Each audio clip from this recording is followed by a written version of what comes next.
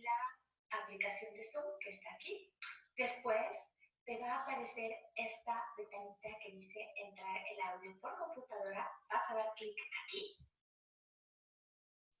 Recording in progress. Se está grabando ya el video, tal cual. Podemos poner aquí pausar para que no se te grabe si quieres ese video en la computadora. Aquí ponemos pausa. Recording stopped. Y se escuchará que la grabación ya está pausada. En la parte superior dice modo de práctica únicamente. Los espectadores no pueden entrar hasta que usted empiece a transmitir. Si yo le doy clic aquí, inmediatamente va a empezar a transmitir. Mira. Y si te fijas aquí solamente me aparece grabación en pausa de lo que se está grabando en la computadora local. En el momento en el que yo quiera reiniciar la grabación para que se me quede guardado este seminario en mi computadora, pues le pongo aquí y listo. Ahora, ¿qué voy a hacer en este momento? Me voy a ir aquí abajo a donde dice más, voy a dar clic ahí y voy a escoger la primera opción que dice en vivo en Facebook. Me voy ahí directamente y aquí ya tengo las opciones para transmitir en diferentes lugares en Facebook. Aquí tengo compartir en una biografía, compartir en la biografía de un amigo, compartir en un grupo, en un evento o en una página que administras. En este caso yo voy a elegir una página que tengo especialmente para pruebas. Voy a darle clic aquí. Obviamente es una fanpage. Tú podrías escoger un grupo, como antes lo mencioné, o en una página. Este va a ser mi caso y después voy a elegir la página hacia donde voy a hacer el video streaming. Después le voy a dar clic a siguiente. Aquí ya te va a pedir, bueno, te está diciendo que te está preparando la vista. Ok, entonces iniciar. Entonces me voy a más. En vivo Facebook.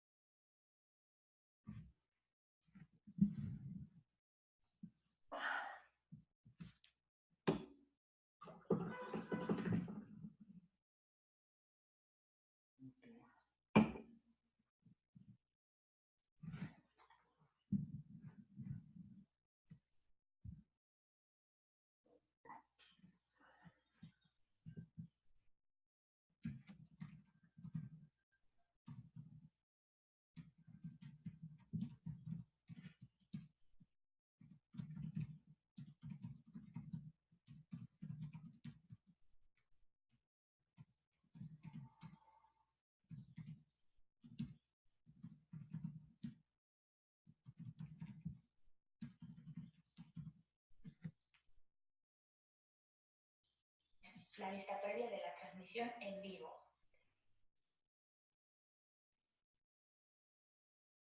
Esta es tu vista previa de la transmisión en vivo.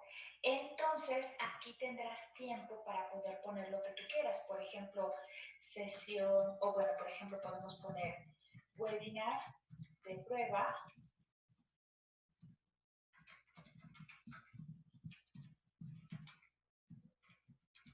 Y aquí le podemos poner igual, prueba. Ajá, listo. Y acá me voy nuevamente a Zoom. Si te fijas, aquí sigue diciendo live preparando. Y aquí le voy a poner transmitir. Y entonces también le voy a dar transmitir aquí. Listo.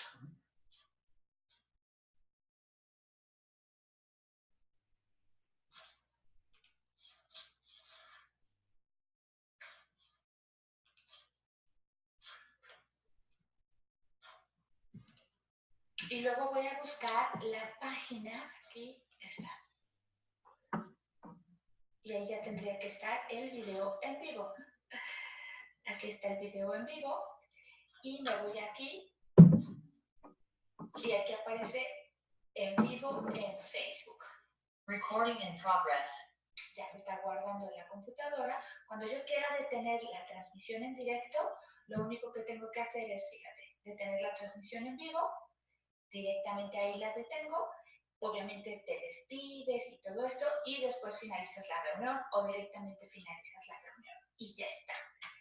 Bueno, ahora sí, Muchas gracias por haber visualizado este video. Yo seguiré grabando más.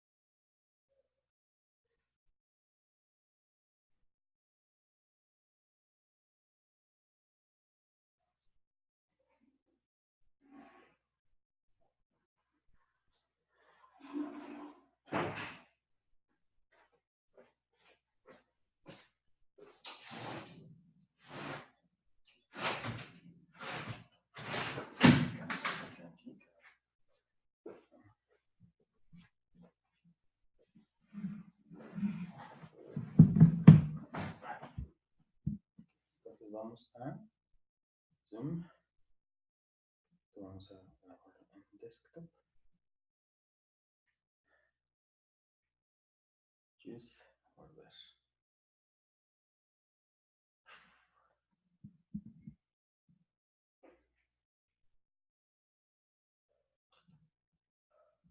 Listo, entonces vamos a aquí.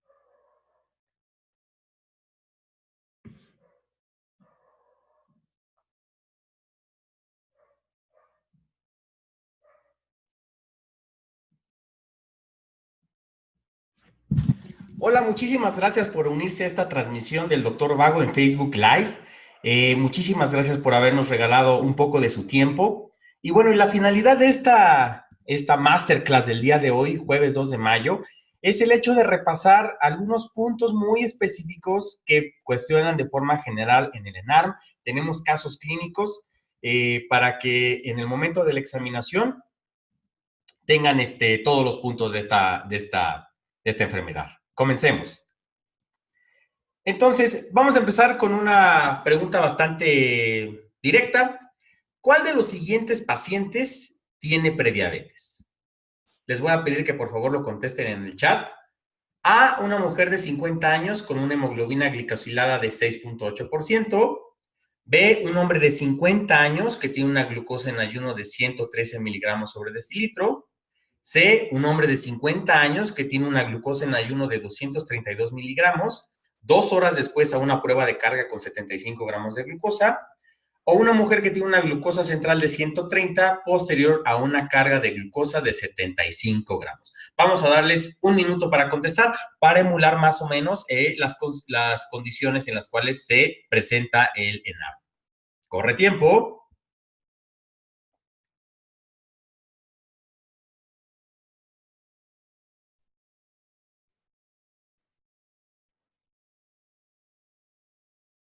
Ok, ya veo varias respuestas.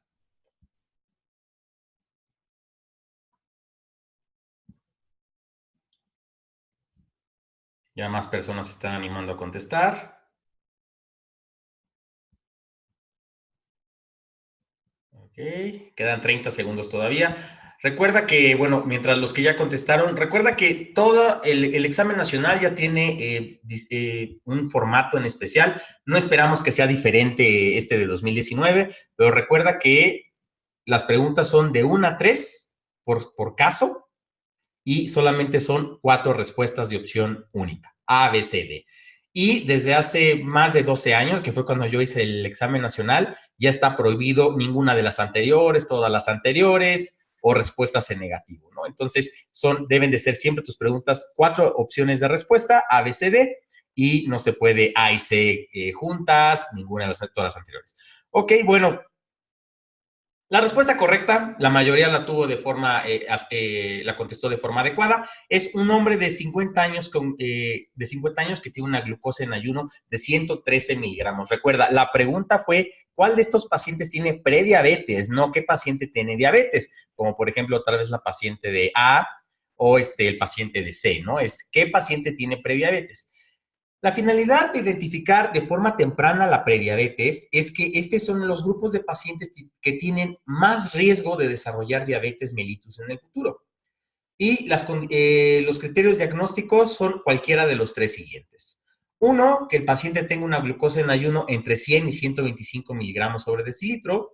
2, que tu paciente tenga una hemoglobina glucosilada entre 5.7 y 6.4%. O que el paciente, después de una prueba de tolerancia a la glucosa, la carga es con 75 gramos, recuerda, no miligramos, gramos de glucosa, 2 horas posteriormente tenga una medición entre 140 y 199. Por lo general, los endocrinólogos siempre van a preferir el test de glucosa oral, es decir, la prueba de tolerancia a la glucosa, porque es el más sensible, es decir, captas a todos los pacientes que probablemente tengan prediabetes, pero no es práctico, es decir, la mayoría recuerda que esta población son población económicamente activa, entonces quitarles 2 horas de su traslado, de su trabajo, pues no lo hace una prueba que sea práctica. Entonces, pero cualquiera de las 3 son adecuadas y son números que te tienes que aprender para el día del examen nacional. Pero vamos a por lo que estamos reunidos hoy, el diagnóstico de la diabetes mellitus. Puede ser cualquiera de los 4 y es una hemoglobina glucosilada que esté por encima de 6.5%, que el paciente tenga una glucosa en ayuno de más de 126 o igual a 126 o más, que le hagas una prueba de tolerancia a la glucosa, le des una carga de 75 gramos y la medición 2 horas después sea por encima de 200 miligramos, o que el paciente tenga en cualquier momento una glucosa aleatoria, preprandial, postprandial, como quieras, con más de 200 miligramos sobre decilitro y además tenga síntomas, ¿ok? Esto sucede muchas veces en hospital principalmente, que por alguna razón se le toma al paciente una química y principalmente los cirujanos, no, es que bueno, está con estrés, está en el no. Una glucosa aleatoria y además el paciente tiene síntomas, lo siento, ese paciente tiene diabetes y ahora pertenece al grupo médico.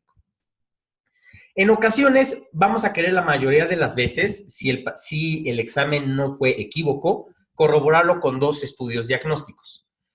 Entonces, para confirmar el diagnóstico, no vayas a cambiar de prueba. Es decir, si al paciente tú le diagnosticaste diabetes mellitus por glucosa en ayuno, repite el mismo test. Porque eso es muy común que luego lo hagan los endócrinos, que le hicieron una glucosa en ayuno y luego le hagan una prueba de tolerancia a la glucosa. No, lo debes de confirmar con el mismo test, lo cual hiciste.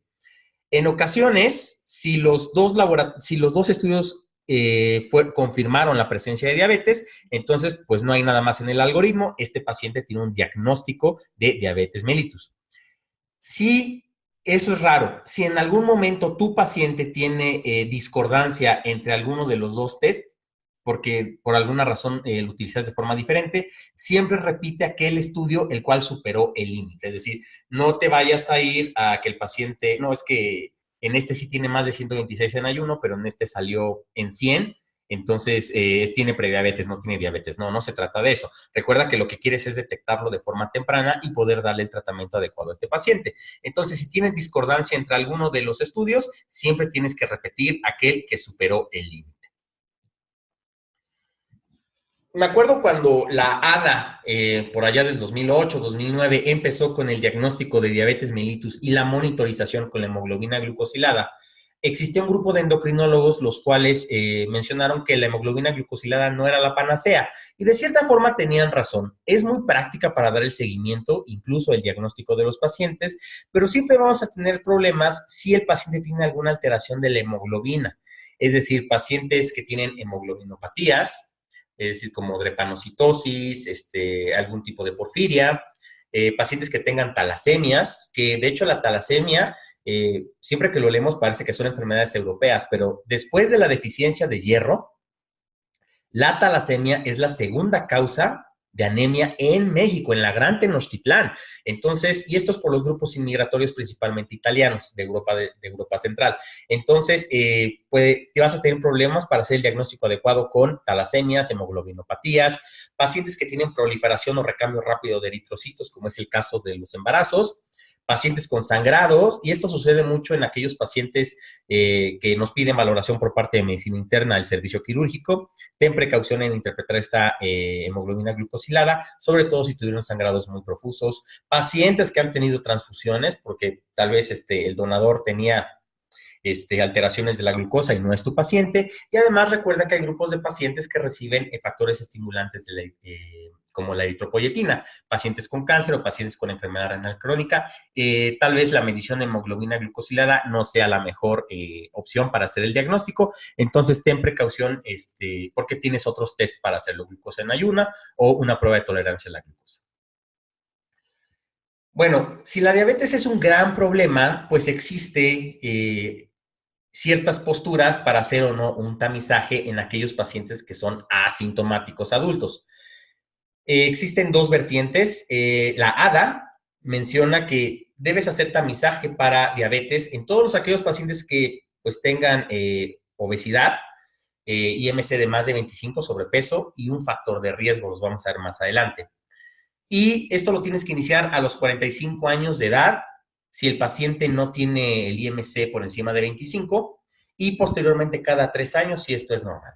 Y por ejemplo, hay otro grupo americano de endocrinólogos, los cuales dicen que anualmente, debido a la alta prevalencia que hay de diabetes, que lo tienes que hacer a partir de los 30 años de edad de forma anual.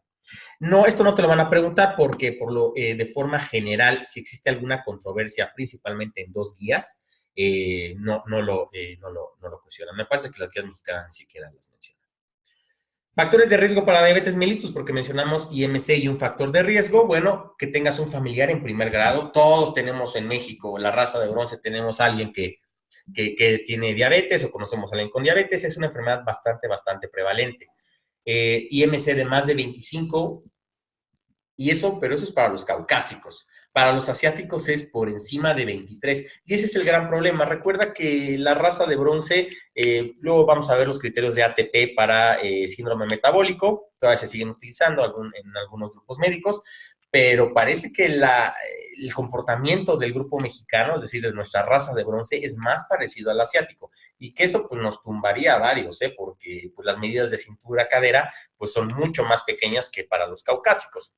Pero bueno, de forma general, factor de riesgo, más de IMC de más de 25 o que seas un paciente de origen asiático con más de 23.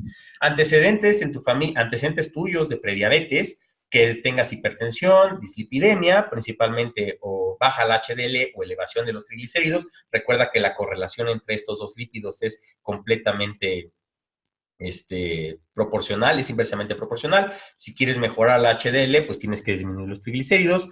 Pacientes que tengan diabetes gestacional, el hecho de haber tenido mujeres diabetes gestacional les predispone mucho mayor riesgo a desarrollar diabetes en un futuro.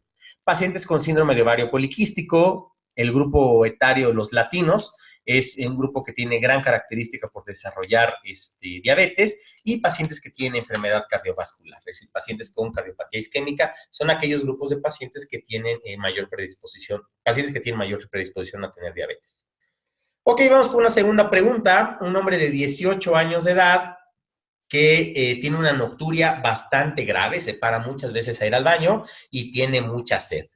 Le tomas una glucosa aleatoria, por eso llegó a tu consultorio y tiene 280 miligramos sobre decilitro de glucosa. Entonces, no creo que haya discusión que este paciente, pues lo más probable es que tenga diabetes mellitus. Antes de iniciar tu tratamiento, antes de decirle cómo se va a inyectar la insulina, cómo se va a tomar ciertas pastillas, por a lo mejor quieres hacer eso, ¿qué es lo que le debe solicitar a este paciente? A, anticuerpos GAD, que significa descarboxilasa de ácido glutámico. B, péptido C. C, insulina en ayuno, o D, proinsulina. Vamos a darles un minuto de tiempo para que puedan contestar.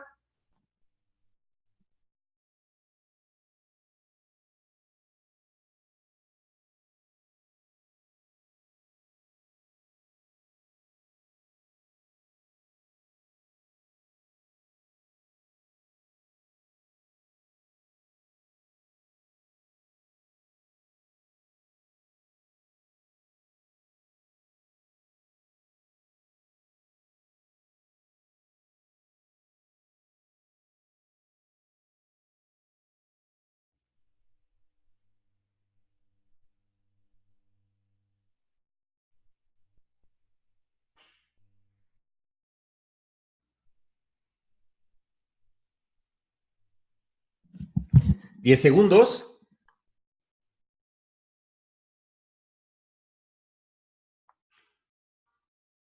Ok, bueno, ya vi aquí más discrepancia en cuanto a las respuestas. La respuesta correcta es A, anticuerpos antidescarboxilasa de ácido glutámico. ¿Por qué no utilizaríamos péptido C? Por lo general, el péptido C te lo van a preguntar en un paciente que ya tiene tratamiento con insulina y que por alguna razón sigue con hipoglucemias. Un paciente que, perdón, es un paciente que no tiene, estoy hablando de otro caso. ¿Cuándo el péptido C va a ser la respuesta normal? Un paciente que no tiene diabetes, pero que está con hipoglucemias. Tienes que medir el péptido C. Porque recuerda que el péptido C es la forma que protege la insulina activa. Entonces, en estos pacientes que tienen hipoglucemias de repetición y que tienen estas hipoglucemias, la medición del péptido C te va a decir si realmente este paciente tiene alguna alteración que aumenta la cantidad de insulina, porque todos los pacientes van a decir que tienen insulinomas, pero existe un grupo de pacientes que, aunque no lo creas, tienen trastornos psiquiátricos y se inyectan insulina. Entonces, como la insulina que venden en el mercado no tiene péptido C porque es una insulina activa, si el paciente tiene un péptido C disminuido, entonces tú puedes llevarte a la sospecha que este paciente es una hipoglucemia iatrógena, un hiperinsulinismo iatrógeno, es decir, se lo está inyectando él. La insulina en ayuno no es necesaria. ¿Por qué queremos medir los anticuerpos GAD? Porque es un paciente joven y probablemente, aunque no siempre es cierto en todos los casos, lo más probable es de que este paciente tenga diabetes mellitus tipo 1. Es decir, no pienses que la diabetes mellitus tipo 1 solo va a afectar a los niños. No, puede aparecer a cualquier edad por diferentes fenómenos autoinmunes. Pero quieres corroborarlo esto y lo vas a hacer mediante la medición de los anticuerpos GAD. Entonces, la diabetes mellitus tipo 1 es solamente del 5 al 10% de los pacientes con diabetes y se caracteriza por una deficiencia absoluta de insulina, porque se causa por la destrucción de las células beta en los islotes y tú requieres medición de algo de la autoinmunidad. Estar bien seguro que este paciente tiene una diabetes mellitus tipo 1, porque los diferentes tratamientos orales, que son desde sensibilizadores, proestimulantes, no le van a funcionar porque este paciente tiene una deficiencia absoluta de insulina. ¿Cuáles son los marcadores que puedes solicitar para poder documentar diabetes mellitus tipo 1? Los anticuerpos anti-GAD, anticuerpos anti-islotes o incluso los mismos anticuerpos anti-insulina. Con la medición de estos vas a estar completamente seguro de que este paciente tiene diabetes mellitus tipo 1 y darle el tratamiento adecuado, que en la mayoría de los pacientes con diabetes mellitus tipo 1 va a ser insulina. Recuerda, estos pacientes siempre buscar otras enfermedades autoinmunes. Esto lo vimos con el grupo que está ahorita en un curso que está terminando del doctor Vago. Los pacientes con hipotiroidismo autoinmune, que es la mayoría de los casos, siempre buscar otras enfermedades autoinmunes. Y la diabetes mellitus tipo 1 pertenece a este grupo de enfermedades, entonces siempre buscar algún otro tipo de enfermedad autoinmune. Y nuevamente, no te quedes con la idea que este grupo de pacientes solamente pertenece a los niños. Puede ocurrir la diabetes mellitus tipo 1, los fenómenos autoinmunes en cualquier grupo de edad. Pero bueno, ¿qué es lo que le da de comer a los endocrinólogos y a los internistas? Los pacientes que tienen diabetes mellitus tipo 2. Y va a ser cerca del 90% de los casos. Y la característica va a ser que estos pacientes en un inicio van a tener cantidades adecuadas de insulina, incluso muchísima, una gran cantidad de insulina, pero existe una resistencia periférica de los tejidos a esta hormona. Eventualmente los pacientes van a tener una deficiencia de insulina y por lo tanto la mayoría de ellos va a requerir de suplementación. Esto porque es importante, seguramente ustedes son más jóvenes que yo y no tienen este problema de lo que les enseñaron, pero en mi tiempo, por ejemplo, no se llamaba tipo 1, tipo 2, sino se llamaba insulino dependiente e insulino resistente. Entonces, el tipo 1 era el insulino dependiente, entonces, bueno, decías, bueno, siempre va a requerir insulina, pero el tipo 2, que era el insulino resistente, incluso le decíamos eso a los pacientes, pero llegaba un momento que para el control adecuado de la glucosa requería este grupo de pacientes insulina y eran los primeros que te reclamaban, doctor, pero es que usted me dijo que mi tipo de diabetes era resistente a la insulina. Entonces, inicialmente hay una resistencia a la insulina, los niveles de insulina pueden estar elevados, pero posteriormente va a existir una destrucción en la producción de la misma. A diferencia de la diabetes tipo 1, la cetoacidosis en la diabetes mellitus tipo 2 es bastante rara. Van a predominar como complicaciones el estado hiperosmolar. Está fuertemente asociado con la herencia. Te menciono, aquí en México todos conocemos a un primo, a un tío, a nuestro papá, a nuestra mamá, a nuestro hermano que tiene diabetes mellitus tipo 2. Y esto está asociado con nuestro problema racial principalmente. Recuerda que los latinoamericanos tenemos problemas de la glucosa, de la resistencia a la insulina y problemas de la dislipidemia. Principalmente es lo que nos caracteriza. Aumenta el riesgo de desarrollar diabetes mellitus tipo 2 si el paciente, conforme pasan los años, si es obeso y si no realiza ningún tipo de actividad física. Es decir, es por esto que se recomienda a todos los pacientes adultos desarrollar, incluso desde niños, actividad física. Y existe un incremento de diabetes mellitus 2 en ciertos grupos étnicos. Es muy prevalente en los indios mesoamericanos, de los que descendemos el 85-90% de la población mexicana, pero existen, por ejemplo, grupos, los indios Pashwik, me parece que son, que en Alaska, que el 100% desarrolla diabetes mellitus tipo 2. Ok, bueno, vamos a continuar con otro caso clínico. Llega a tu consulta un paciente de 75 años de edad, un abuelito que tiene diabetes y cardiopatía isquémica. Él toma para el control de la diabetes glibenclamida. Tiene una hemoglobina glucosilada, la última de control fue hace 3 meses y está en 6.45.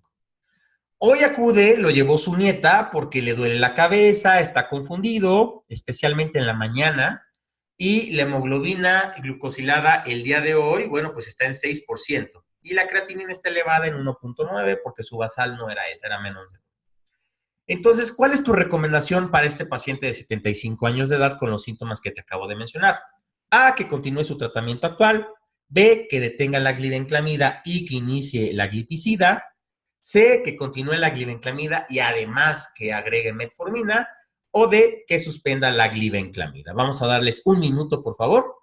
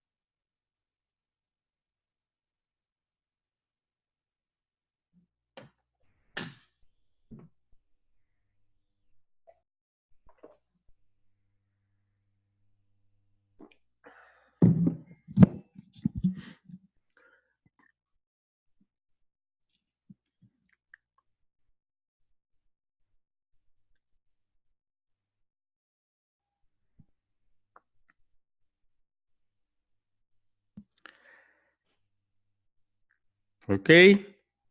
Tenemos de todos los, para las respuestas, pero la respuesta correcta es suspender la glibenclamida. ¿Por qué quiere suspender la glibenclamida en este paciente? Es un paciente de 75 años y que tiene cardiopatía isquémica. Entonces, no es que este paciente seas tú muy bueno como médico, sino lo que pasa es de que ya empieza a tener complicaciones renales. Entonces, recuerda que esta sulfonilurea requiere de una adecuada depuración renal. Entonces, este medicamento es de los que más vida media tiene y son los que más propensan a las hipoglucemias. Yo entiendo que tenemos que tener objetivos de hemoglobina glucosilada, los vamos a ver en las siguientes diapositivas, pero este paciente tiene 75 años y es isquémico. Entonces, lo tienes bien controladito, una hemoglobina de 6%, demasiado controlado, pero recuerda que tiene una enfermedad que le puede precipitar diferentes complicaciones. Y yo sé que los estados hiperglucémicos, como la cetoacidosis, como el estado hiperosmolar, tienen un alto riesgo de mortalidad, pero algo que tiene 100% de mortalidad sin tratamiento es la hipoglucemia.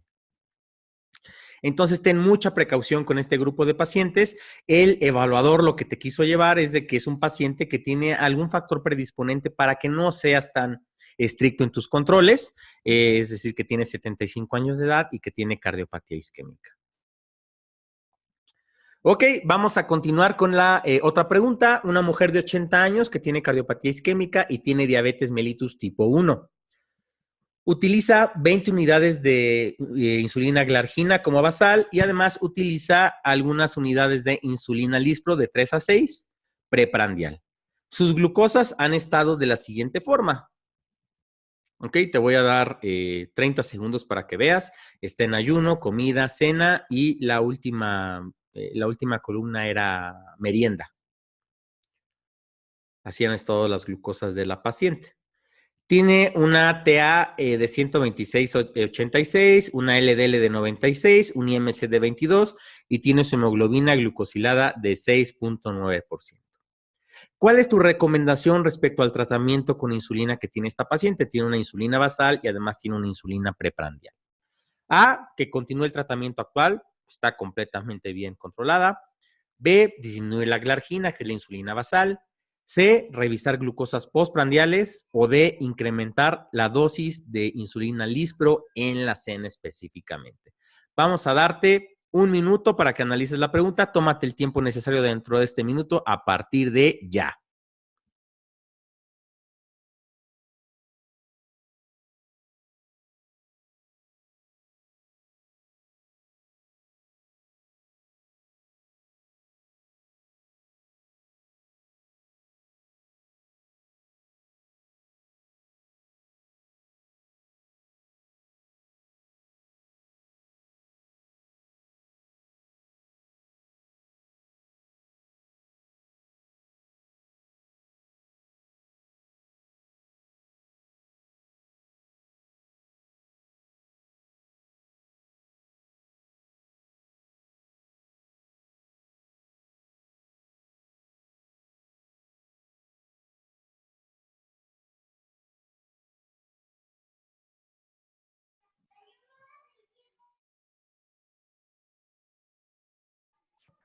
¿10 segundos? Veo muchas respuestas. Me ponen entre tal y tal, no, bueno, eso no. Recuerda que en el ENARM solamente puedes poner una respuesta. Ok, bueno, tiempo. La respuesta correcta es disminuir la insulina glargina. ¿Por qué quieres disminuir en este paciente la glargina? Nuevamente es una mujer de 80 años y pues obviamente en papel se ve preciosa las glucosas, pero recuerda que está muy apretada su esquema de insulina. Es decir, el paciente lo tienes, está amaneciendo antes del desayuno con menos de 100. No es uno de los objetivos y lo vamos a ver en diapositivas más adelante. Muchos pacientes, de hecho, estos pacientes se empoderan de su enfermedad y eso es algo muy bueno para los clínicos. Pero quieren tener una glucosa entre 60 y 100, eso es en pacientes que no tienen diabetes. Entonces, está muy apretado este paciente, es decir, está con mucho riesgo a hacer hipoglucemia. Recuerda que la hipoglucemia mata, entiendo, la hiperglucemia te causa muchas complicaciones, pero la hipoglucemia te puede provocar la muerte incluso. Entonces, mi recomendación, podríamos discutirlo, es disminuir la insulina basal, que es la insulina glargina. Recuerda que la insulina glargina es aquella que no hace pico, es decir, que mantiene un control basal y es lo que preferimos hacer en los pacientes actualmente. No el famoso sliding scale, de que era de acuerdo al requerimiento de glucosa el piquete de insulina. Lo que tratamos de hacer actualmente ya es que este grupo de pacientes tenga una insulina basal y de acuerdo a requerimientos antes de la ingesta de alimentos se apliquen su insulina. Entonces, los objetivos del tratamiento del control glucémico en adultos, obviamente no en estado grávido, las mujeres, es que de forma general las guías van a ser muy diferentes, pero todos están de acuerdo que 7% es adecuado. Tal vez exista algunos grupos de pacientes con un adecuado control que puedas lograr una hemoglobina glucosilada más baja que 7%. Pero lo que se recomienda es que este grupo de pacientes, 7% es bastante adecuado. Que en ayuno la glucosa se encuentre entre 80 y 130 miligramos. No hay ningún beneficio de bajarla más o estar pegada a 80. Recuerda que muchos pacientes tal vez te echen pleito porque ellos quieren estar entre 60 y 100, pero se ha observado que mientras no pase de 130 en ayuno es más que suficiente. Si por alguna razón este paciente lo tienes con control, sobre todo cuando estás ajustando tratamiento postprandial, mientras lo tengas entre 140 y 180 postprandial es más que suficiente y antes de dormir 110 a 140. Esto, pero los que te van a preguntar en el examen nacional y los que tienes que tener muy en cuenta es que tu objetivo sea tener a tu paciente en 7% de hemoglobina glucosilada y que tenga una glicemia en ayunas entre 80 y 130 miligramos sobre decilitro. Recuerda siempre individualizar la terapia. Y si en el examen nacional te van a preguntar si debes o no continuar con cierto tratamiento, por lo general van a preguntarte, o sea, van a tratar de llevarte a que no lo aprietes tanto. Que disminuyas la dosis del medicamento, que disminuyas la dosis de insulina y te van a poner que tiene un factor predisponente. Te van a poner un paciente adulto mayor o paciente con enfermedad vascular, porque puede exacerbar la hipoglucemia y estas comorbilidades. ¿Cuál es el objetivo de mantener un control adecuado de glucosa? El objetivo de forma general es que reduce las complicaciones microvasculares y neuropáticas. Como puedes leer, no está escrito aquí complicaciones macrovasculares. Las complicaciones que puedes prevenir son microvasculares y las neuropáticas con un control adecuado con los objetivos que acabamos de mencionar, pero no controla, no mejoran los desenlaces de las alteraciones macrovasculares. Entonces, ¿en qué pacientes puedes darte el lujo de tener un control menos estricto? Aquellos pacientes adultos mayores, pacientes que tengan hipoglucemia de repetición. En la viñeta te van a poner paciente que ya en la tercera vez que se encuentra con hipoglucemia, o el paciente que vimos en la viñeta clínica que lo llevó su nieta porque lo ve confundido en las mañanas. Ese paciente no seas tan estricto. Recuerda que la hipoglucemia lo puede matar. Y en aquellos pacientes que ya tienen una enfermedad microvascular avanzada, pues el daño está hecho, entonces puede ser un poquito más flexible en cuanto a los niveles de glucemia. Estos son todos los estudios que si tienes tiempo libre y quieres revisar, no te los van a preguntar en el examen porque estamos resumiendo en esta clase todos los hallazgos de estos estudios, pero bueno, a lo mejor eres muy tipo científico y quieres saber cuál es la evidencia atrás de los controles que se recomiendan. Estos son todos los estudios que debes de conocer de forma general. No te van a preguntar nombres de estudio en el ENARM, mucho menos los nombres de los autores. Eso dejémoslo cuando quieras echar rostro y ya seas residente. Pero mientras en el pregrado, lo que estamos resumiendo en esta presentación es lo que concluyeron estos estudios. El primer estudio, que es el DSCT, que es el control de diabetes. Un buen control glucémico disminuye en un 60% la retinopatía, la nefropatía y la neuropatía. Recuerda, desenlaces microvasculares, desenlaces neuropáticos.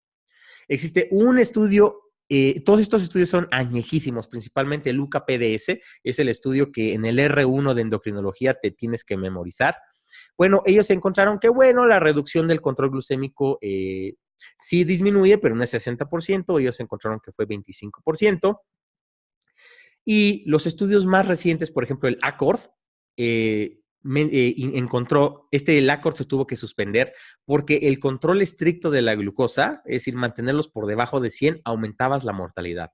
Insisto, no es algo que se me ocurra a mí, no es algo como, pues es lógico, no, recuerda, la hipoglucemia mata. Y el ACORD se tuvo que suspender porque el control estricto de glucosa mató a los pacientes. Entonces, este estudio ya dejó de correrse. No hubo beneficio macrovascular. Recuerda, complicaciones microvasculares y control neuropático, no complicaciones macrovasculares. Y tampoco disminución en los desenlaces cardiovasculares, nuevamente, complicaciones macrovasculares. Y los estudios ADVANCE y el VAT, que son un poquito más recientes, bueno, y digo recientes de 10 años, no hubo beneficio macrovascular, no reducción en los desenlaces cardiovasculares, ¿ok? Entonces, te dejo las referencias aquí abajo. Obviamente, esto se graba en Facebook para que lo puedas revisar posteriormente, pero estas son las conclusiones de cada uno de los estudios. Recuerda, el control glucémico te va a ayudar para prevenir complicaciones microvasculares. Algunos dicen que es 25%, otros dicen que es 60%, pero son microvasculares, nefropatía y neuropatía. Bueno, vamos con otro caso clínico, una mujer de 40 años de edad. Recientemente, la semana pasada, le acabas de diagnosticar diabetes mellitus tipo 2. No tiene otras comorbilidades esta mujer. ¿Cuál de las siguientes acciones le recomendarías? A, que mantenga un control de la TA por debajo de 140/90. B, iniciar aspirina porque, oye, diabetes es equivalente a cardiopatía isquémica. C, un examen de fondo de ojo en algún momento, señora, en los siguientes 5 años. O D, medir en orina, albúmina y creatinina, sacar una relación en este momento y de forma anual. Vamos a darles 1 minuto para que puedan contestar.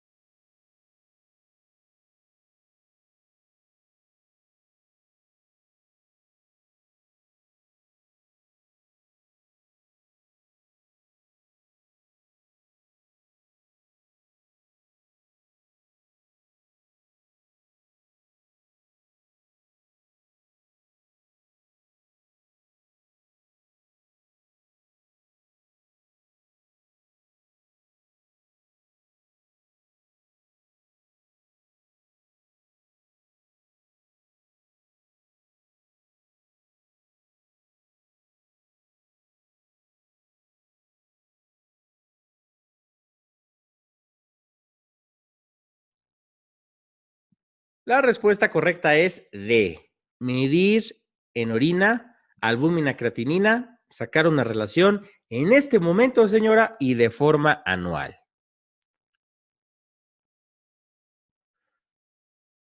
Ok, ¿cuáles van a ser los otros objetivos que tenemos que tener en cuenta para el control de la diabetes? Bueno, la presión arterial, lo que se recomienda es de que el paciente tenga una TA por debajo de 130/80. Obviamente esto es muy cambiante, los americanos están a favor de esto, los europeos no, no te van a preguntar eso, te van a preguntar un buen desenlace, un buen control, te van a decir una buena opción, control adecuado de la TA. Y todos van a decir que menos de 140/90. En caso necesario, obviamente no existen recetas de comida en este grupo, recetas de cocina en este grupo, en ningún paciente. Pero de forma general, si tú tienes que controlar la presión arterial en un paciente con diabetes, inicia con yecas. Recuerda que esto le va a mejorar sus desenlaces microvasculares a nivel de riñón. El 10% de los pacientes que toman yecas son intolerantes, les da tos. Entonces, una alternativa razonable, los antagonistas de los receptores de angiotensina 2. Si con eso no lo logras controlar, puedes agregar un diurético y posteriormente un beta bloqueador. El beta bloqueador ha sido un poco estigmatizado en los endocrinólogos, en los pacientes con diabetes, pero bueno, si sigues este orden, créeme, el 90% de las veces no te vas a equivocar. En las pacientes que están embarazadas y que ya se conocen con diabetes o tienen diabetes gestacional, la presión tiene que ser mucho más estricta. Recuerda que estas pacientes tienen que ser tratadas y cuidadas de forma integral por diferentes grupos médicos. Recuerda que nunca utilizar yecas o aras en las pacientes embarazadas, principalmente en el primer trimestre. No lo hagas, conserva tu cédula, pasa el examen. Y los medicamentos que se consideran que son seguros en el embarazo son el abetalol, que es un beta bloqueador, pero bueno, el problema es controlar la presión en esta paciente de forma ambulatoria, porque el abetalol solamente hay administración IV. El diltiazem, la prazosina o la clonidina son medicamentos, buenas opciones de tratamiento, esto que puedes utilizar. ¿Qué hay acerca de la aspirina? ¿Por qué la aspirina no era la respuesta correcta? Hasta hace unos meses, de hecho, todo paciente adulto sin alguna contraindicación, principalmente sangrado de tubo digestivo alto, todos los pacientes debían tomar aspirina. Mi papá lo llegó a tomar, mis maestros lo llegaron a tomar, una aspirina al día, la famosa aspirina Protect de 81 miligramos. Actualmente ya se ha encontrado que estos pacientes tienen más riesgo de sangrado que realmente el beneficio que les ofrece el uso de la aspirina diaria. Entonces, se concluyó, al igual que los cardiólogos, que si vas a utilizar aspirina es en aquellos pacientes que tienen un alto riesgo de complicaciones cardiovasculares a 10 años. Todo paciente adulto que llega a tu consulta, le tienes que calcular el riesgo cardiovascular a 10 años. Existen diferentes calculadoras. Utiliza la que tengas acceso en internet, la que tengas en tu celular, la que te diga tu R grande. Y si tiene a 10 años un riesgo de más de 10%, este grupo de pacientes ya consume muchos medicamentos. Entonces se concluyó que agregar aspirina pues no le iba a hacer más daño al paciente, solamente vigilar los sangrados gastrointestinales. Entonces, ten mucha precaución porque durante muchos años se enfatizaba mucho, no, es que los pacientes con diabetes son equivalentes a cardiopatía isquémica. Esto se ha visto que no es tanto. Obviamente, una de las causas de cardiopatía isquémica es la diabetes mellitus descontrolada, pero no utilices la aspirina de forma rutinaria en la población general y mucho menos en tus pacientes diabéticos. Solamente en aquellos pacientes que tienen un riesgo alto de complicaciones cardiovasculares a 10 años, y esto es 10% o más, y esto lo vas a poder determinar con tu calculadora. Si quieres más información, nosotros en la página, al final te vamos a hablar acerca de eso. Tenemos un curso de cardiología para el ENAM 2019, donde discutimos acerca de las diferentes calculadoras y los estudios diagnósticos en cardiología. En los pacientes de riesgo bajo de complicaciones cardiovasculares a 10 años, no se recomienda el uso rutinario. Lo utilizamos también en prevención secundaria, pacientes que ya se infartaron. Bueno, aquí sí ya es por el infarto, por la historia natural que sí lo utilizas, pero no como prevención primaria. Y recuerda, si el paciente tiene alguna intolerancia a la aspirina, puedes utilizar un inhibidor de P2Y, como es el clopidogrel. Para la nefropatía, recuerda que tú puedes determinar de forma temprana aquellos pacientes que la van a desarrollar, están en riesgo o ya la desarrollaron. Entonces, de forma anual, estos pacientes con diabetes mellitus tienen que tener una medición anual en orina del índice albúmina-creatinina. Esto es un índice, es una relación uno sobre el otro. Los pacientes que tienen tipo 1, por lo general, como debutan de forma muy aparatosa y muy temprana la mayoría de las veces, puede ser hasta después de 5 años que se hizo el diagnóstico para saber si existe alguna complicación microvascular. Y los pacientes que tienen tipo 2, como no sabes cuántos años han tenido esta alteración de resistencia a la insulina, al momento del diagnóstico se recomienda que hagas una medición en orina de la relación albúmina-creatinina. De forma anual, por lo menos, estos pacientes tienes que medirles creatinina y tasa de filtración glomerular. Si este paciente empieza a desarrollar la microalbuminuria, es prudente que inicies YECAS o ARAS. Recuerda que no debe ser doble bloqueo. O es uno o es el otro, porque no hay beneficio del doble bloqueo e incluso puedes predisponer a algunas otras cosas. Pero ¿por qué utilizar YECAS o ARAS? Recuerda que primera línea YECAS, 10% va a ser intolerante, lo puedes cambiar a ARAS, porque disminuye la presión intraglomerular y esto retrasa la aparición de la nefropatía. Y además, estos pacientes que ya tienen nefropatía se benefician del uso de la administración de una dieta baja en proteínas, hasta 1 gramo por kilogramo por día, y puede retrasar la progresión de la albuminuria. Todos los pacientes que tienen diabetes tienen que llevarse a una examinación de retinopatía, pero insisto, no es un examen de fondo de ojo que hacemos con el fundoscopio, ¿no? Y que nos hacemos ahí como que estamos viendo y que somos expertos porque nos dijeron que las únicas arterias del cuerpo que debemos observar son las de fondo de ojo. No, es un tamizaje con un oftalmólogo. Es decir, es un fondo de ojo directo. Es decir, no es con el fundoscopio que hacemos nosotros en el servicio de urgencias y que le enseñamos a los médicos internos de pregrado, no. Esto es una examinación formal por parte de un oftalmólogo que se dedica solamente a eso. ¿Cuándo lo puedes hacer? Los pacientes, igual que en la búsqueda de enfermedad renal, tipo 1, en los primeros 5 años desde el diagnóstico, y los pacientes tipo 2 inmediatamente después del diagnóstico. ¿Por qué? Porque no sabes en qué momento desarrolló la enfermedad y cuántos años tiene esta alteración de la glucosa. De forma temprana puedes encontrar hemorragias, puntillo hemorrágico, pero si ya encuentras datos de neovascularización, es decir, vasos tortuosos, vasos nuevos neoformados, eso ya son hallazgos tardíos de retinopatía diabética, ¿no? Y por lo general siempre precede la nefropatía. Siempre van en relación la retinopatía diabética junto con la nefropatía. Y la neuropatía, que recuerda que es uno de los pocos desenlaces que podemos mejorar con un control de la glucosa, tienes que hacer un tamizaje anual con exámenes clínicos simples. De hecho, hasta los antiguos profesores nos decían, siempre un paciente con diabetes en el consultorio, le tienes que quitar los zapatos y los calcetines para ver la neuropatía, porque por razones que desconocemos, estos pacientes desarrollan neuropatía en miembros inferiores. principalmente. Y no necesitas hacer estudios electrofisiológicos. Imagínate, pues no daría, no se daría abasto la cantidad de estudios de neurofisiología en el país y en el mundo para todos los pacientes que tienen diabetes mellitus tipo 2. Entonces, con exámenes clínicos simples, como son los de punta talón, punta Roma, que están descritos en diferentes libros, lo puedes buscar en YouTube si quieres, puedes valorar la neuropatía de tus pacientes y por lo menos una vez al año, insisto, exámenes clínicos simples. La neuropatía es uno de los desenlaces que mejoró con el control adecuado de la glucosa y si los pacientes ya desarrollaron algún tipo de neuropatía que hasta durante muchos años empresas farmacéuticas mencionaban, es que es un dolor como que me quema, como que me arde, si es un dolor de tipo neuropático, puedes utilizar diferentes medicamentos, principalmente preferimos pregabalina o gabapentina, que son reguladores de los neurotransmisores. Si el paciente ya desarrolla una mononeuropatía, por lo general van a ser el tercer y sexto par craneal. Seguramente has visto pacientes con difícil control, con diabetes, que tienen difícil control y que se les va un ojito. Bueno, estos son los pacientes que tienen una mononeuropatía. También pueden existir neuropatía peronea o radial. Y peronea, bueno, pues es lo que los americanos mencionan que es el pie caído, ¿no?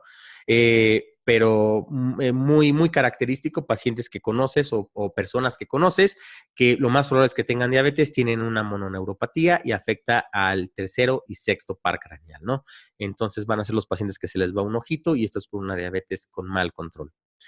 Y recuerda, el control estricto de glucosa va a mejorar muchísimo la conducción nerviosa de estos pacientes y es uno de los pocos desenlaces que se demostró retrasar con el control adecuado de la glucosa. Otras cosas que hay que hacer durante el año, tenemos que medir el índice de albúmina creatinina urinaria. Recuerda, en orina es lo que tienes que hacer, es una medición al azar, se mide la albúmina, se mide la creatinina y lo que queremos detectar es que si el paciente tiene una microalbuminuria, si estos pacientes lo tienen, entonces tienes que iniciar medicamentos que disminuyen la presión intraglomerular, como son los YECAS y si son intolerantes los ARAS, calcular la tasa de filtración glomerular, llevarlo a una evaluación por oftalmología. Por favor, no pienses que la valoración de retina va a ser con tu fondoscopio que te compraste entre varios compañeros. No, esto tiene que ser por un oftalmólogo entrenado para hacer este tipo de examinaciones. Pacientes con diabetes y que son asintomáticos, no hay beneficio de subir a estos pacientes a un tamizaje de cardiopatía isquémica. Es decir, durante muchos años, pacientes con diabetes, pues lo vamos a subir a la banda para hacer un protocolo de Bruce. No hay beneficio. De hecho, hasta puede haber más complicaciones por esto. Si tu paciente es asintomático, no hay ningún beneficio de este paciente llevarlo a un tamizaje de cardiopatía isquémica. Y aquellos pacientes que tienen una TEA normal, y que tienen y que le hiciste una medición de albúmina creatinina urinaria, no debes de iniciar como prevención primaria ni YECAS ni ARAS. No hay ningún beneficio, solamente vas a llevar a este paciente a complicaciones de los eventos adversos de los medicamentos, entonces ten mucha precaución, porque también hubo una corriente que decía, no, a todos mis pacientes con diabetes yo les inicio YECA, no hay ningún beneficio de la prevención primaria con estos medicamentos, a menos que tengan una indicación bastante específica. Bueno, muchísimas gracias por su atención, por habernos regalado unos minutos de su muy valioso tiempo. Vamos a dar paso a las preguntas. Quiero, por favor, si me las pueden escribir en el chat, las vamos a contestar. Antes de que empiecen a hacer sus preguntas, lo que sí les quiero pedir es, les queremos recordar el hecho de que tenemos... visite nuestra página que es drvago.com y ahorita tenemos abierto 2 cursos, un curso de bioestadística y un curso de cardiología para el ENARM, sobre todo para los pacientes que no conocen ninguno de nuestros productos. Y en junio, el 3 de junio, iniciamos un curso intensivo rumbo al ENARM en 4 meses para que estés listo para el examen. Con todos son clases muy similares a lo que acabas de ver, preguntas y respuestas, datos clínicos, no en ningún momento el utilizar paja, sino que lo que debes de saber para que en ese momento contestes de forma adecuada. Entonces, muchísimas gracias por su atención y estoy, para cualquier pregunta que tengan, por favor, me la den en el chat, por favor.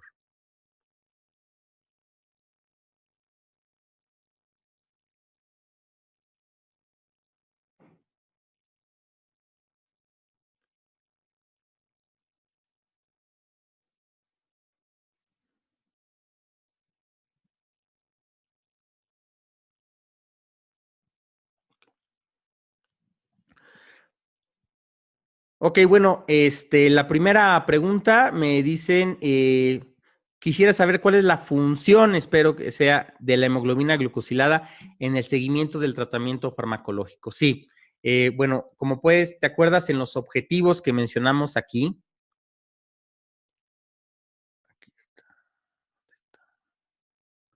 Recuerda que tu objetivo en los pacientes van a haber discrepancia entre las diferentes guías. Si un paciente tiene una hemoglobina de 7%, está completamente controlado. Existen algunos que dicen que no, que se tiene que bajar a 6.5, pero esto es muy difícil y tienes el riesgo de llevarlo a hipoglucemia. Recuerda que el estudio ACORD mencionó que estos pacientes tenían más complicaciones y se tuvo que suspender. Entonces, 7% es adecuado y 7% es lo adecuado para el examen nacional.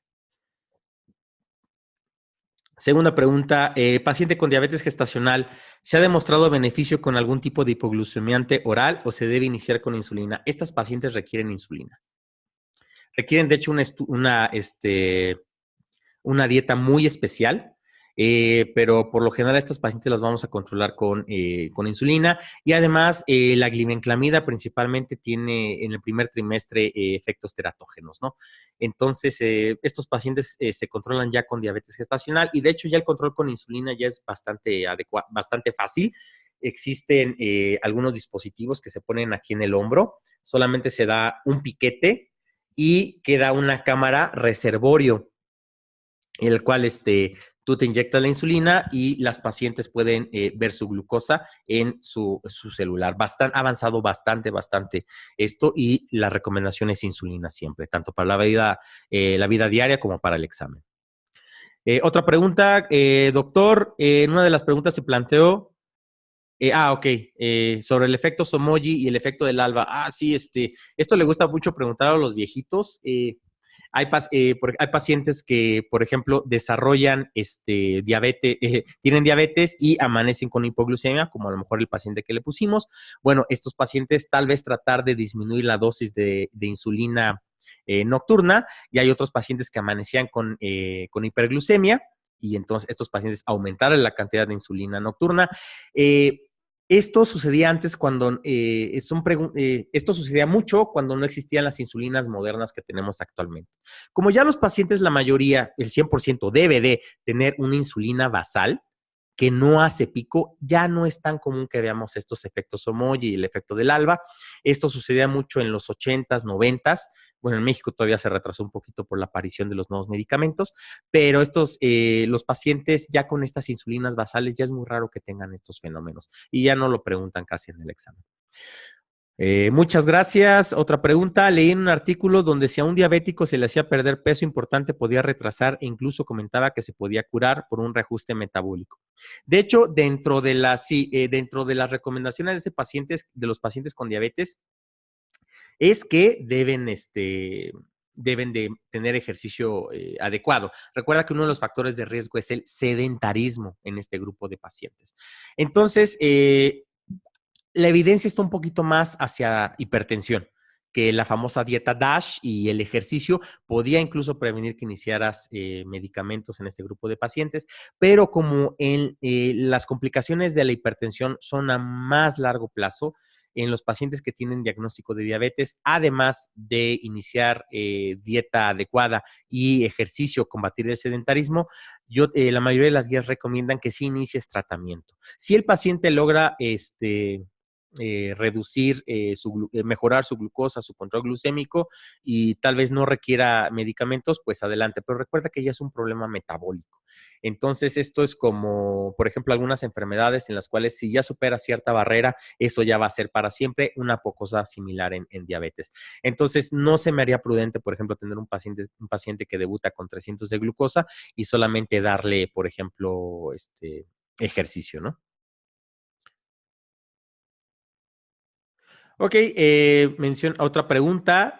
¿Cuáles serían las recomendaciones específicas de ejercicio para mejorar el control glucémico? Recuerda que los pacientes empiezan a perder peso después de realizar 30 minutos de ejercicio aeróbico y se recomienda que el paciente haga ejercicio por lo menos unas 4 veces a la semana de más de 30 minutos de duración. Eso es lo que se recomienda, pero además de tener un control adecuado de la glucosa.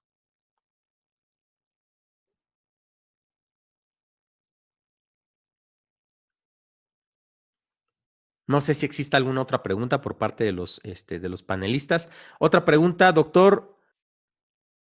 La clasificación actual de la diabetes, si me pudiera retroalimentar. Bueno, existen muchísimas, existe diabetes Somogy, tipo MODI, perdón, que es el Mature Onset Diabetes of the Young, pero de forma práctica y para el examen nacional, con que domines la tipo 1, la tipo 2 y la gestacional es más que suficiente. Recuerda que la finalidad de esta clase también es enfocada al examen nacional, ¿no? Entonces, mientras sepas que es tipo 1, tipo 2 y diabetes gestacional es más que suficiente. Existen otro tipo de diabetes que es la MODI, por ejemplo, pero eso va más allá de la finalidad del examen nacional y de esta clase.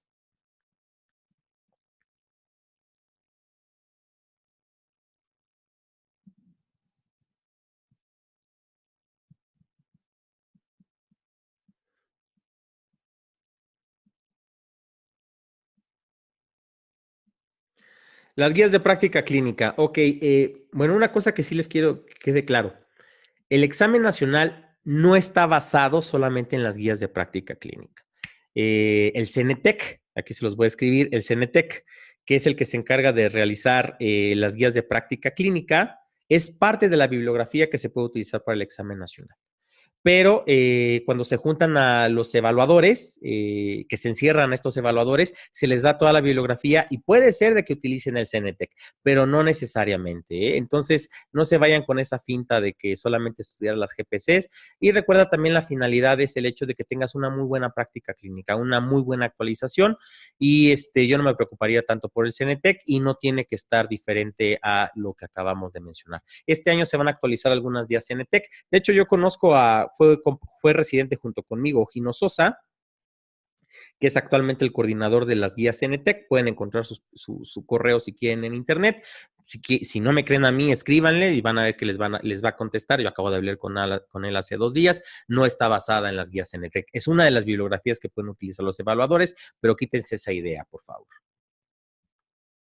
Otra pregunta, doctor, mi duda era si yo tengo una glucemia normal y una hemoglobina glucosilada alta, ¿debo seguir con la misma dosis del fármaco empleado o debo variar la concentración del fármaco? Por lo general utilizamos siempre la hemoglobina glucosilada, porque la hemoglobina glucosilada nos va a decir cómo estuvo el control durante 3 meses. Y esto fue porque muchos pacientes con diabetes aprendían la maña de, ay, mañana me tocan los laboratorios, me voy a portar bien, voy a hacer una buena dieta, me voy a controlar, pero la hemoglobina glucosilada es la que principalmente le hacemos caso. Obviamente, el control glucémico en la glucosa central lo utilizamos también, pero sobre todo para que no exista hipoglucemia, pero tiene mucho más poder la hemoglobina glucosilada.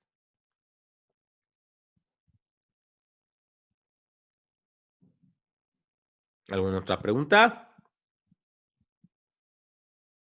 El primer comentario me pusieron, estuvo bien gacha. Pero ya lo corrí.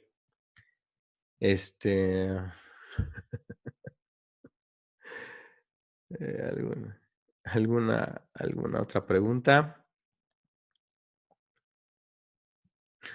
Bueno, muchísimas gracias por su atención. Insisto, les voy a compartir la página en la que está todos nuestros productos, que es Doctor Vago. El 3 de junio iniciamos un nuevo curso intensivo del Doctor Vago. el curso intensivo del doctor Vago. La finalidad es que se preparen de forma adecuada previo al examen nacional. Y las clases son así. Y no crean que yo les doy todas las clases, ¿no? Principalmente yo me enfoco en medicina interna, a veces es mi especialidad. De hecho, ni me presenté. Yo soy médico internista, tengo una subespecialidad en oncología médica, pero para de pediatría vamos a tener a la doctora Marcela Urzuaga, que ella es egresada del Instituto Nacional de Pediatría. Para cirugía vamos a tener al doctor Francisco Vélez, él tiene además una subespecialidad en cirugía de hígado y vía biliar. Para ginecología voy a tener a la doctora Patti Reina, que de hecho es una youtuber muy famosa. Entonces, muy, muy completo el curso, abarcamos todo. Pueden checar el temario que está disponible en la página que les acabo de poner. La finalidad de este curso es que cada semana revisamos 1 o 2 módulos. Hay clases grabadas, lunes, miércoles y viernes, que tú tienes que revisar. Vas a tener un tutor el cual te va a guiar. Y martes y jueves tenemos sesiones como esta que acabamos para la que nos reunimos. Martes y jueves son sesiones en vivo. Medicina interna me toca a mí. Los doctores que les mencioné les tocan las otras especialidades. Hay retroalimentación en vivo. Y es un curso que está muy bien diseñado. De hecho, cuando yo lo vi, que lo trajeron el corporativo de servicios educativos médicos profesionales, que es el grupo al que pertenece Dr. Vago, está muy, muy bien armado. Yo no conozco un curso así en México. Tiene también preguntas y respuestas. Está muy, muy bien armado. Y hasta el 3 de junio tiene un costo de 3,600 pesos. Y lo puedes pagar en 3 pagos, ¿no? De 1,200. Y si por alguna razón ahorraste mucho de los domingos de tu internado, de tu servicio social, tenemos 3,000 pesos pago único. Y se aceptan todas las modalidades de pago, desde PayPal, tarjeta de crédito o depósito en efectivo a través de SPAY o en Oxxo o en 7-Eleven. A partir del 3 de junio, es decir, el 4 de junio, los precios suben. Puedes unirte al curso, nada más que te tienes que poner parejo con todo el mes que avanzamos. Pero el curso va a subir, todavía no han dicho el corporativo cuánto, pero creo que va a ser 1,000 o 1,500 pesos más. Entonces, si no se han unido a nuestra página, los invito a que la conozcan. Tenemos diferentes casos clínicos que están en YouTube, los pueden buscar como Dr. Vago.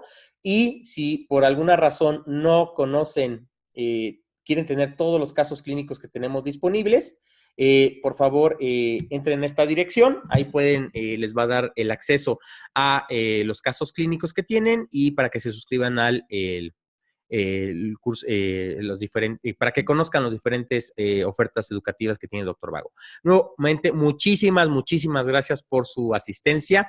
Esta clase se queda grabada. La próxima semana vamos a tener otra masterclass y ahora vamos a hablar acerca de farmacología para diabetes mellitus tipo 2. Muchísimas gracias por regalarnos unos minutos de su tiempo. Que tengan una excelente noche y hasta la próxima.